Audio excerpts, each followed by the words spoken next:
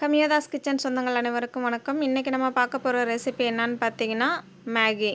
கடையில் வாங்கின மேகியை வச்சு சட்டுன்னு ஒரு 2 நிமிஷத்தில் எப்படி ரெடி பண்ணுறது அப்படிங்கிறது தான் பார்க்க போகிறோம். அதுக்கு நான் 30 ரூபா பாக்கெட் ஒரு பாக்கெட் வாங்கியிருக்கேன். ஒரு பாத்திரத்தில் தண்ணி சேர்த்து நல்லா கொதிக்க வச்சுருக்கேன். தண்ணி கொதி வந்ததுக்கப்புறமா நம்ம வாங்கின மேகியை சேர்த்துருங்க. சேர்த்துட்டு ஒரு 2 நிமிஷத்துக்கு மட்டும் இதை வேக வச்சு எடுத்துக்கோங்க. போதுமாக இருக்கும். பாருங்கள், இந்த அளவுக்கு வெந்து வந்தால் போதும். ஓவராக குக் பண்ணிடாதீங்க, அப்புறம் கொல கொலப்பாயிடும். இப்போ இதை நம்ம வேற ஒரு பாத்திரத்துக்கு மாற்றிட்டு தண்ணியை வடிகட்டி எடுத்துக்கலாம். பாருங்கள், தண்ணி நல்லா வடிகட்டி வந்ததுக்கப்புறம் ஒரு கடாய் எடுத்துக்கோங்க. அதில் தேவையான அளவு ஆயில் சேர்த்துட்டு கட் பண்ணி வச்சுருக்கிற கேரட், வெங்காயத்தை சேர்த்துக்கோங்க. நான் ஒரு பெரிய சைஸ் வெங்காயம் எடுத்து நீள்வாக்கில் கட் பண்ணியிருக்கேன். கேரட் ஒன்று எடுத்து பொடுசாக கட் பண்ணியிருக்கேன். இந்த ஸ்டேஜில் நீங்கள் பீன்ஸ் உங்கள்கிட்ட இருந்துச்சு அப்படின்னா பொடுசாக கட் பண்ணிவிட்டு சேர்த்துக்கோங்க. இப்போது டேஸ்ட்டுக்காக ஒரு 1/2 டீஸ்பூன் அளவுக்கு உப்பு, 1 டீஸ்பூன் அளவு மிளகாய்த்தூள் சேர்த்து நல்லா வதக்கி எடுத்துக்கோங்க.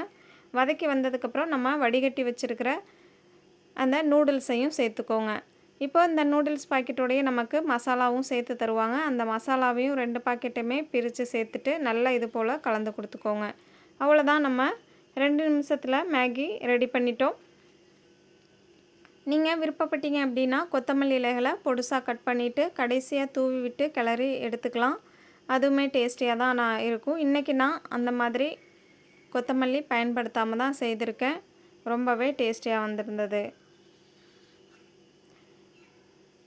நீங்களும் மேகி வாங்கினா ஒரு முறை இந்த மெத்தடில் செய்து பாருங்கள். தேங்க்யூ.